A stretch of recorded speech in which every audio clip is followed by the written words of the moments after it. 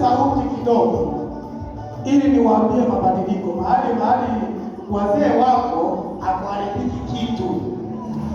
Nitaomba na mniwie radhi kwamba familia ya kijana haitakaa mkono wa kushoto, itakaa siku zote mkono wa kulia, na familia ya msichana itakaa mkono wa kushoto, ili waweze kutukabidhi msichana vizuri. Maana wakikaa mkono wa kulia wanaanguka wakati wa kutukabidhi msichana. Kwa rehema zake Mungu tunawaomba kijana wetu mpeleke polepole, mpeleke tu polepole, asianguke, afike pale. Bwana Yesu asifiwe. Hivyo tu. Na watu wakidansi ile rumba ya chini kama tumetoka Kongo. Najua watoto wa Kongo wamejaa hapa na kazi inaendelea polepole.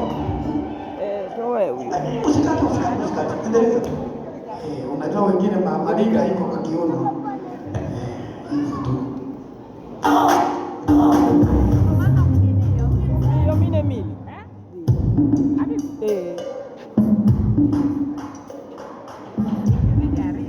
Addio.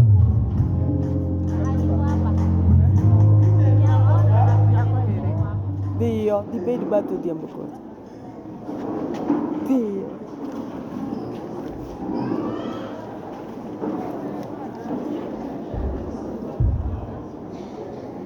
Kama vile tulivyosema, hivi viti ni vya familia hapa, na wale wanasimamia familia ya mama tunawaambia pande ile.